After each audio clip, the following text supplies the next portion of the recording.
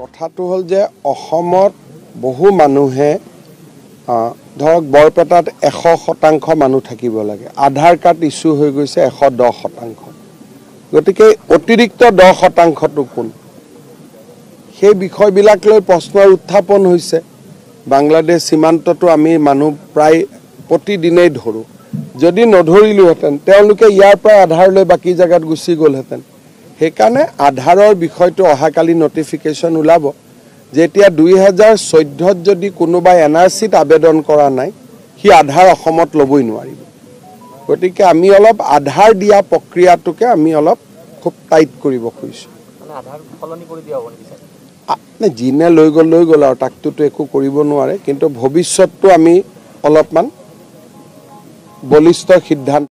কথাটো হ'ল যে অসমত বহু মানুহে ধৰক বৰপেটাত 100% মানুহ থাকিব লাগে। আধাৰ কাৰ্ড ইস্যু হৈ গৈছে 110%। গতিকে অতিৰিক্ত 10%টো কোন? সেই বিষয়বিলাক লৈ প্ৰশ্নৰ উত্থাপন হৈছে। বাংলাদেশ সীমান্তটো আমি মানুহ প্ৰায় প্ৰতিদিনেই ধৰোঁ। যদি নধৰিলোহেঁতেন তেওঁলোকে ইয়াৰ পৰা আধাৰ লৈ বাকী জায়গাত গুচি গ'লহেঁতেন। সেইকাৰণে আধাৰৰ বিষয়টো অহাকালি নটিফিকেশ্যন ওলাব। যেতিয়া 2014ত যদি কোনোবাই NRCত আবেদন কৰা নাই, সি আধাৰ অসমত ল'বই নোৱাৰিব। গতিকে আমি অলপ আধাৰ দিয়া প্ৰক্ৰিয়াটোকে আমি অলপ খুব টাইট কৰিব খুজিছোঁ। যিনে লৈ গ'ল আৰু তাকটোতো একো কৰিব নোৱাৰে, কিন্তু ভৱিষ্যতটো আমি অলপমান বলিষ্ঠ সিদ্ধান্ত। কথাটো হ'ল যে অসমত বহু মানুহে ধৰক বৰপেটাত 100% মানুহ থাকিব লাগে। আধাৰ কাৰ্ড ইস্যু হৈ গৈছে 110%। গতিকে অতিৰিক্ত 10%টো কোন? সেই বিষয়বিলাক লৈ প্ৰশ্নৰ উত্থাপন হৈছে। বাংলাদেশ সীমান্তটো আমি মানুহ প্ৰায় প্ৰতিদিনেই ধৰোঁ। যদি নধৰিলোহেঁতেন তেওঁলোকে ইয়াৰ পৰা আধাৰ লৈ বাকী জায়গাত গুচি গ'লহেঁতেন। সেইকাৰণে আধাৰৰ বিষয়টো অহাকালি নটিফিকেশ্যন ওলাব।